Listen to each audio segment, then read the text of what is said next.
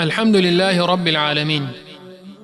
قال العلامة حجة الإسلام أبو جعفر الوراق الطحاوي بمصر رحمه الله: هذا ذكر بيان عقيدة أهل السنة والجماعة على مذهب فقهاء الملة أبي حنيفة النعمان بن ثابت الكوفي، وأبي يوسف يعقوب بن إبراهيم الأنصاري، وأبي عبد الله محمد بن الحسن الشيباني رضوان الله عليهم أجمعين، وما يعتقدون في أصول الدين ويدينون به رب العالمين.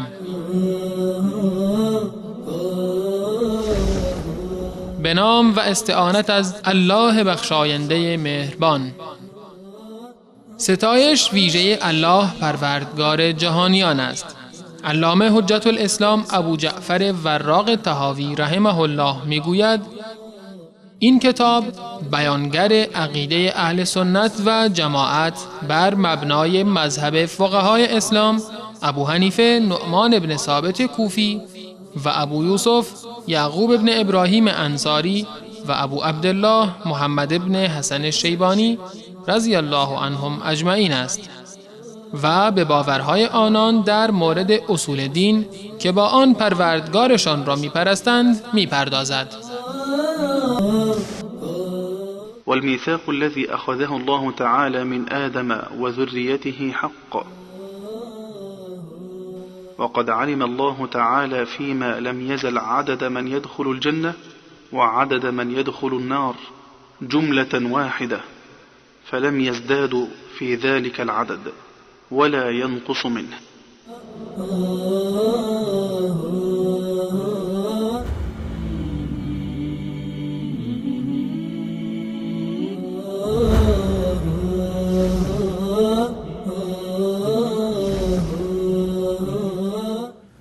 الحمد لله رب العالمين، والصلاة والسلام على نبينا محمد وعلى آله وصحبه اجمعین. بینندگان عزیز و ارجمند، السلام علیکم و رحمت الله و برکاته. با برنامه دیگر از شرح عقیده طحاویه در خدمت شما بزرگواران هستم. در جلسه قبل مطالبی را که علامه طحاوی رحمت الله علیه درباره شفاعت ذکر کرده بود، مستند از آیات قرآن و احادیث رسول الله صلی الله علیه و سلم، مطالبی را پیرامونش در خدمت شما عزیزان بیان کردم. علامه طحاوی رحمت الله علیه بعد از بیان مسئله شفاعت در روز قیامت، مسئله عهد و میثاق الهی را که الله متعال از حضرت آدم علیه السلام و فرزندانش گرفته، این عهد و میثاق را مطرح می فرماید: والمیثاق الذي اخذه الله تعالى من آدم و ذریته حق. آن عهد و پیمانی که الله متعال از آدم و ذریه و فرزندان آدم اخذ کرده و گرفته، آن عهد و میثاق حق و حقیقت هست.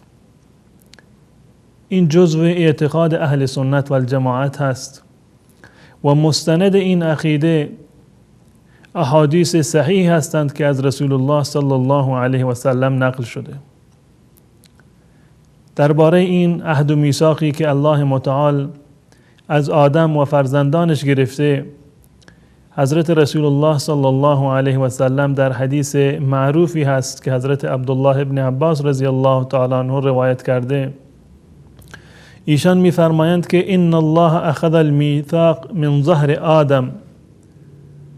الله متعال این میثاق را و این عهد و پیمان را از ظهر آدم و از کمر آدم گرفته.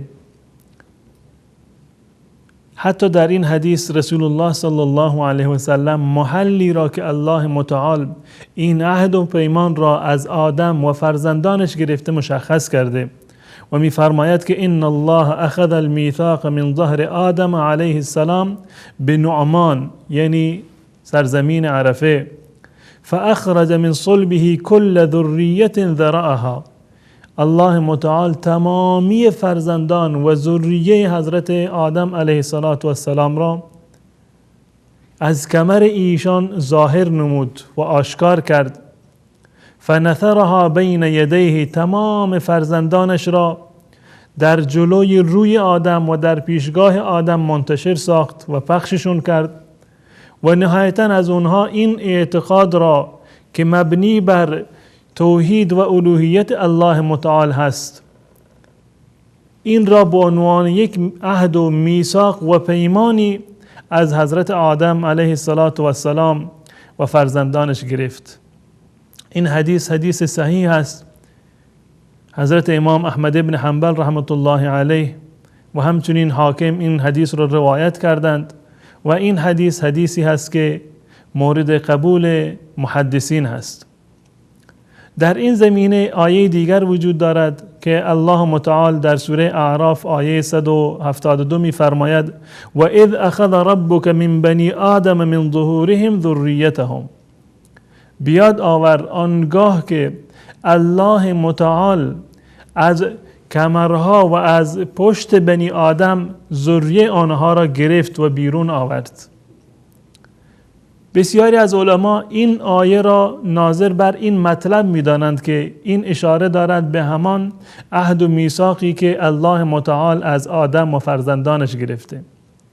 اما وقتی که دقیق بنگریم و توجه بکنیم به معانی این آیه، می بینیم که در این آیه لفظ بنی آدم ذکر شده و اضافه بر آن آمده که من بنی آدم من ظهورهم ذریتهم.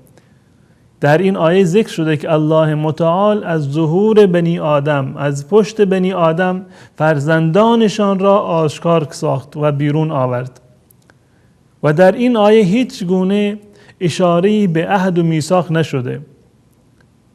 بدین خاطر هست که علمای محققین معتقد هستند که این مطلبی که در این آیه سوره اعراف ذکر شده، این مطلبی غیر از اون میثاق و عهد و پیمانی هست که الله متعال از آدم و فرزندانش گرفته.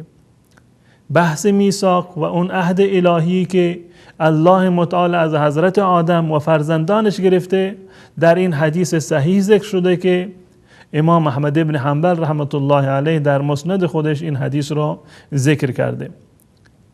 به هر صورت اهل سنت و الجماعت معتقد هستند که الله متعال این عهد و پیمانی را که از آدم و فرزندانش گرفته، این حق و حقیقت هست و مستند این عقیده و مستند این عهد و پیمان حدیث حضرت عبدالله ابن عباس رضی الله تعالی عنه است. و این آیه‌ای که در سوره اعراف هست و الله متعال از ظهور بنی آدم فرزندانشان را، نسلشان را بیرون آورد و از اونها اعتراف گرفت به ربوبیت و پروردگاری خودش، علما این را به معنی فطرت و سرشتی می دانند که در حدیث حضرت ابو هریره رضی الله تعالی عنه ذکر شده که کل مولود یولد علی الفطره، تمام نوزاده ها و تمام مولودها بر فطرت به دنیا میاند. بر اساس فطرت هست ولادت تمامی انسانها که مراد از فطرت در اینجا اسلام خالص و توحید و یکتاپرستی الله متعال هست. در ادامه حدیث آمده که فابواه یهودانه او ینصرانه او یمجسانه، این پدر و مادر هستند و محیط هست که بچه را تغییر می دهد و سرانجام این نوزاد یا یهودی می شود یا نصرانی می شود یا اینکه مجوسی بار می آید. وگرنه در اصل خلقت و سرشت انسان و بشریت این هست که الله متعال انسانها را و بشریت را بر اساس توحید و یکتاپرستی آفریده و خلق کرده است. علامه طحاوی رحمت الله علیه بعد از ذکر میثاق و عهد ازلی که الله متعال از انسانها گرفته، یکی از مهمترین مباحث اعتقادی را مطرح می فرماید که بحث اعتقاد به قضا و قدر الله متعال هست. باور به تقدیر و سرنوشتی که الله متعال برای انسانها و برای تمامی موجودات مقدر ساخته و نوشته است.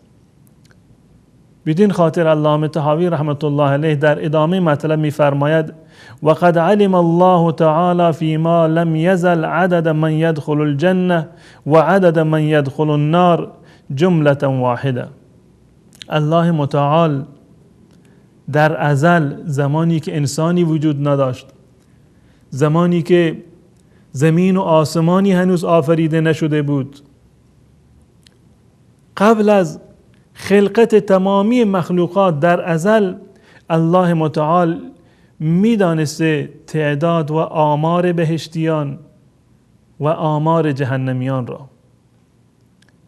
فلا یزداد فی ذلک العدد ولا ینقص منه. در اون تعداد و آمار بهشتیان و جهنمیان حتی یک نفر هم نه اضافه می شود و نه کم می شود. در اینجا می بینیم که علامه طحاوی رحمت الله علیه بحث تقدیر را و بحث سرنوشت را با مبحث علم آغاز کرده و می فرماید وقد علم الله تعالی فیما لم یزل. الله متعال در ازل، در گذشته های بسیار دور و بی پایان، الله متعال می دانسته. امام شافعی رحمت الله علیه وقتی که بحث تقدیر را مطرح می کند یک جمله بسیار زیبایی در این زمینه دارد و می فرماید که ناظروهم، منظورش قدریه هست، اونهایی که تقدیر الله متعال را قبول ندارند و معتقد هستند که تقدیری وجود ندارد، سرنوشتی در واقع نیست. امام شافعی رحمت الله علیه می فرماید که ناظروهم بالعلم فإن اقروا به خصموا. اگر میخواهید با قدریه ها، با منکرین تقدیر بحث و مناظره بکنید، از علم آغاز بکنید. اگر علم الله متعال را بپذیرند شکست خوردند، زیرا که علم الله متعال شامل تمام مواردی می شود که در گذشته یا در آینده هست. و این انکروه کفروا. و اگر علم الله متعال را انکار بکنند کافر می شوند. یعنی این که منکران تقدیر و سرنوشت از این دو راه یکی را باید انتخاب بکنند. یا اعتراف بکنند به علم الله متعال و اعتراف به علم، اعتراف به تقدیر هست، زیرا که علم اولین پله و مبنای تقدیر الله متعال هست. و اگر تقدیر را قبول نکنند، انکارش کنند علم الله متعال را، در این صورت در واقع کافر می شوند. واقعا انتخاب بسیار دقیقی بود از جانب علامه طحاوی رحمت الله علیه که مسئله تقدیر را با علم الله متعال بیان کرد. و این آغازی است که تمام اهل سنت و الجماعت وقتی که از تقدیر الله متعال و سرنوشتی که برای انسانها رقم زده بحث می کنند، می بینیم که اولین نکته علمی هست که الله متعال دارد.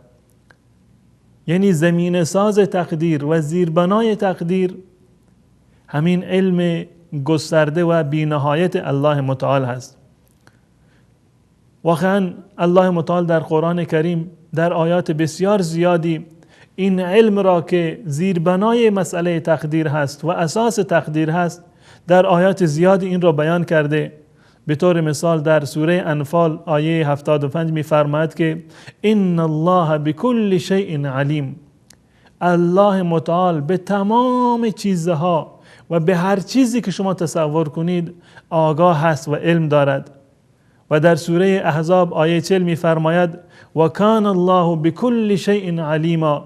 الله متعال به هر چیز آگاه هست. و جالب در اینجا هست که این رو الله متعال با واژه کانه آغاز کرده، یعنی این که الله متعال در گذشته های بسیار دور به همه چیز آگاه بوده.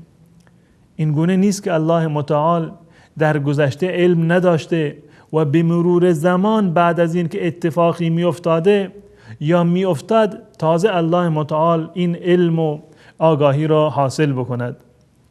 پس بنابراین مسئله علم و دانش الله متعال زیربنای تقدیر هست و زمین ساز مسئله سرنوشت و تقدیری هست که الله متعال برای انسانها مقدر ساخته. بدین خاطر علامه طحاوی رحمت الله علیه مسئله و مبحث تقدیر را با بیان مطلب علم الله متعال در واقع بیان کرده. بعد از یک میان برنامه کوتاه انشاءالله خدمت شما باز میگردم و ادامه مطالب را در خدمت شما عرض خواهم کرد.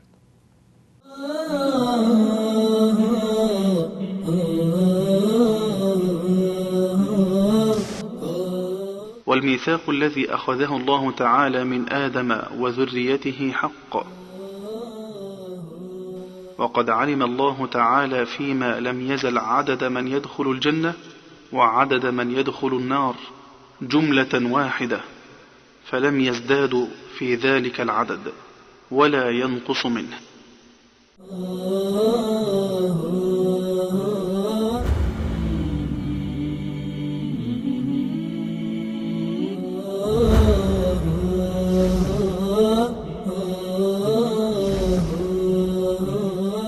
آری بینندگان عزیز و ارجمند، لازمه اثبات تقدیر و ایمان به تقدیر اثبات علم الله متعال هست و همان گونه که میدانید بحث تقدیر و سرنوشت یکی از ارکان ایمان به الله متعال هست.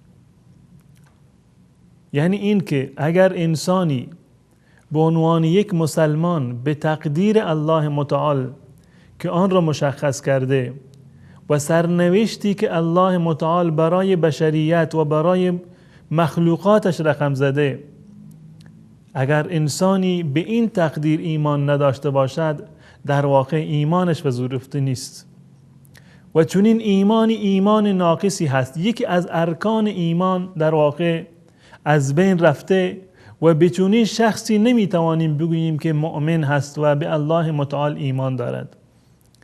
زیرا که بحث تقدیر الله متعال و سرنوشتی که الله متعال برای انسانها رقم زده در آیات متعددی در قرآن کریم ذکر شده. به طور مثال الله متعال می‌فرماید انا کل شیء خلقناه بقدر، ما هر چیز را با تقدیر و با یک میزان و اندازه مشخصی آفریدیم. و در جای دیگر در سوره فرقان الله متعال می‌فرماید و خلق کل شیء فقدره تقدیرا، الله متعال همه چیز را آفریده و هر چیزی را مقدر کرده، مشخص کرده. هر چیزی نزد الله متعال یک اندازه و مقدار مشخص و تعیین شده ای را دارد. و معروفترین دلیل تقدیر از احادیث رسول الله صلی الله علیه و سلم حدیث معروف جبرائیل علیه السلام هست که زمانی که آمد در محضر رسول الله صلی الله علیه و سلم که و سوال کرد از رسول الله صلی الله علیه و سلم که یا محمد اخبرنی عن الایمان، ای محمد به من بگو، به من بیاموز که ایمان یعنی چه.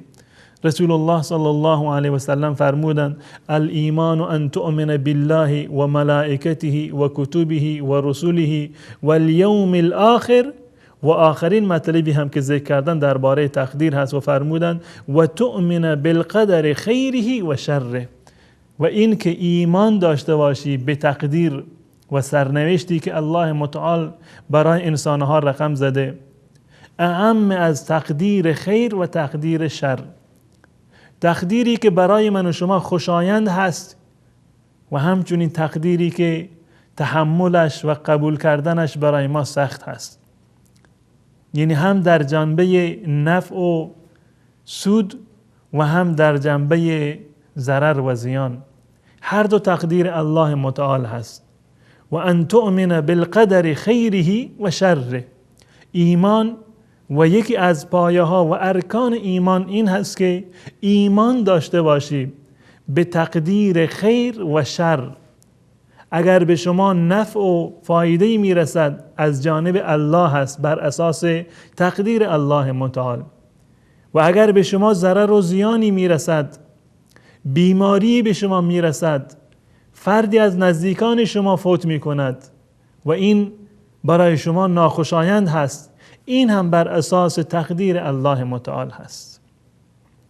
تمام حرکات و سکنات و تمام اتفاقات ریز و درشتی که در دنیا میافتد و حتی برگ درختی که از درختی به زمین میافتد بر اساس علم الله متعال و بر اساس تقدیری هست که الله متعال آن را در ازل مشخص کرده. پس بنابراین و به استناد از علم الله متعال، علامه طحاوی رحمت الله علیه می‌فرماید که الله متعال در ازل تعداد بهشتیان و تعداد جهنمیان را کاملا می‌دانسته، بگونه‌ای که در آمار بهشتیان و جهنمیان حتی یک نفر اضافه هم نمی شود و یک نفر کم هم نمی شود. واقعا این علم بسیار دقیق و متقنی هست که الله متعال به تمام ذرات کون و جهان هستی دارد و تمام اتفاقات و رخدادهایی که در دنیا هست بر اساس همین علم لامتناهی الله متعال هستند. حدیث بسیار معروفی هست، حضرت علی رضی الله تعالی عنه حدیث رو روایت می کند و می گوید که ما یک روزی در بقیع نشسته بودیم، یک جنازه‌ای بود و این تشییع جنازه می کردیم. نشسته بودیم که رسول الله صلی الله علیه و سلم تشریف آوردند و یک چوب دستی و عصایی به دست ایشان بود. رسول الله صلی الله علیه و سلم نشستند و با همین چوب دستی خودشون زمین را میکند و میکاوید. بعد از این سر مبارکشون را بلند کردند و فرمودند ما من نفس منفوسة الا وقد کتب الله مکانها من الجنة والنار. هیچ انسان زنده وجود ندارد، تمامی انسانهایی که نفس میکشند، یعنی هیچ انسانی و هیچ مخلوق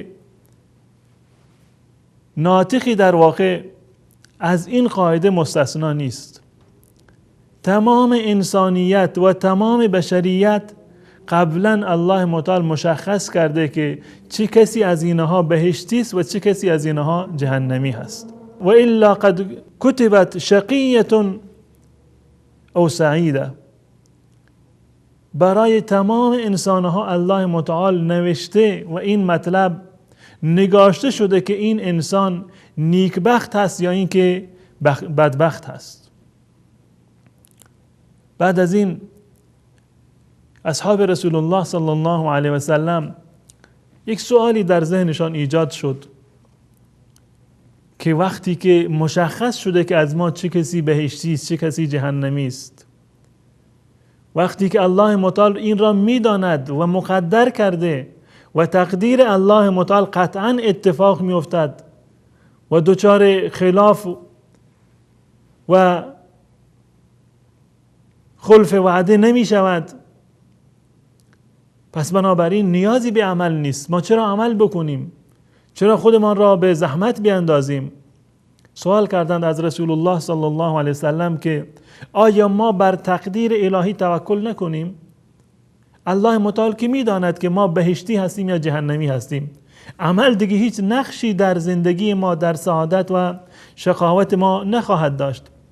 رسول الله صلی الله علیه و سلم فرمودند اعملوا فکل میسر لما خلق له.